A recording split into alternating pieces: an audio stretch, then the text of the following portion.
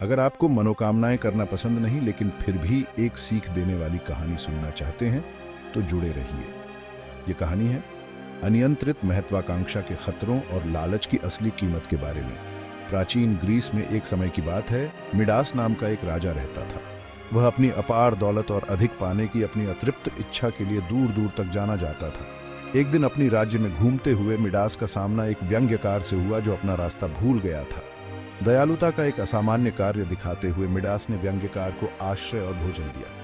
उसे क्या पता था कि यह व्यंग्यकार शराब और आनंद के देवता डायोनिसस का करीबी साथी था।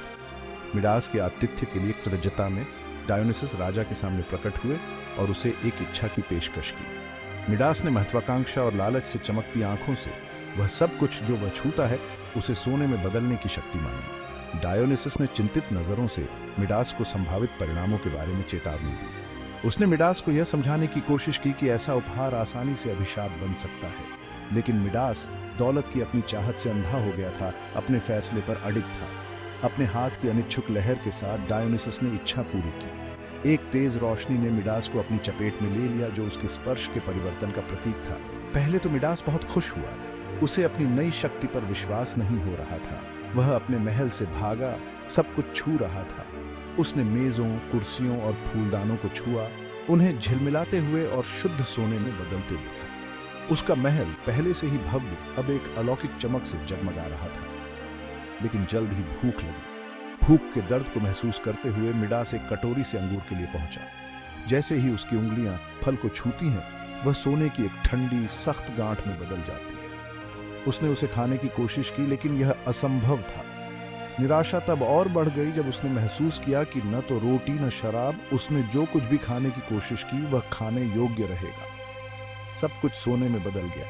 उसका एक समय का आनंददायक उपहार अब पीड़ा का स्रोत था। जैसे ही मिडास निराशा में बैठा था, उसकी प्यारी बेटी ने अपने पिता को व्यथित देखकर उसे सांत्वना देने के लिए दौड़ी। उसने उसे सांत्वना देने की उम्मीद में उसे अपनी बाहों में जकड़ लिया। एक दुखद क्षण में वह भी बेजान सोने में बदल गई। मिडास ने भयभीत होकर देखा कि उसकी प्यारी बेटी एक ठंडी सुनहरी मूर्ति बन गई है। उसका दिल लाख टुकड़ों में बिखर गया। उसके लालच का भार उस पर पड़ गया। उसे एहसास हुआ कि उसका सुनहरा स्पर्श कोई आशीर्वाद नहीं बल्कि एक अभिशाप था।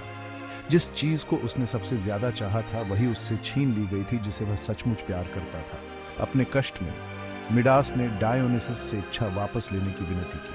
उसने दया की भीख मांगी, अपनी सारी दौलत त्यागने को तैयार था ताकि उसकी बेटी वापस आ सके और वह अभिशाप से मुक्त हो सके। डायोनिसस मिडास के सच्चे पश्चाताप से प्रेरित होकर इच्छा को उलटने के लिए तैयार हो गया। उसने मिडास को पक्टोलस नदी में हाथ धोने का निर्देश दिया। जैसे ही मिडास ने ऐसा किया, सुनहरा स्पर्श धुल गया और उसकी बेटी जीवन में वापस आ गई। मिडास ने एक बहुमूल्य सबक सीखा था।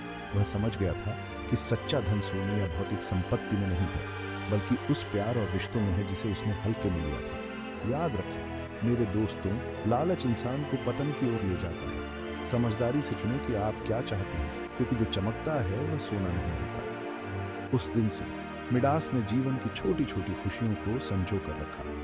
उसने अपने दिन अपनी बेटी के साथ बिताए, प्रकृति की सुंदरता और मानवीय संबंधों की गर्माहट की सराहना की। राजा मिडास की कहानी एक कालातीत अनुस्मारक के रूप में कार्य करती है कि धन की खोज अक्सर अनपेक्षित परिणाम दे सकती है, और इसलिए मिडास की कहानी पीढ़ी दर पीढ़ी चली आ रही है। एक सतर्क कहानी जो हमें अनियंत्रित महत्वाकांक्षा के खतरों और हमारे प्रिय चीजों के वास्तविक मूल्य की याद दिलाती है। आइए हम अपनी इच्छाओं में संतुलन बनाना और जीवन द्वारा प्रदान किए जाने वाले अमूर्त खजानों को संजोना याद रखें। जैसे ही इस कहानी पर सूरज डूबता है, इसे हम सभी के लिए ज्ञान की किरण होने दें। हमें जो कुछ है उसमें संतोष मिले और प्रेम, दया और समझ से भरपूर जीवन के लिए प्रयास करें। सुनहरा स्पर्श आकर्षक लग सकता है, लेकिन असली सोना हमारे दिलों और दूसरों के साथ हमारे संबंधों में निहित है। राजा मिडास की कहानी के माध्यम से इस यात्रा में मेरे साथ जुड़ने के लिए धन्यवाद। अगली बार तक अपनी इच्छाओं को बुद्धिमानी से चुनना और अपने जीवन में असली खजाने को महत्व देना याद रखें।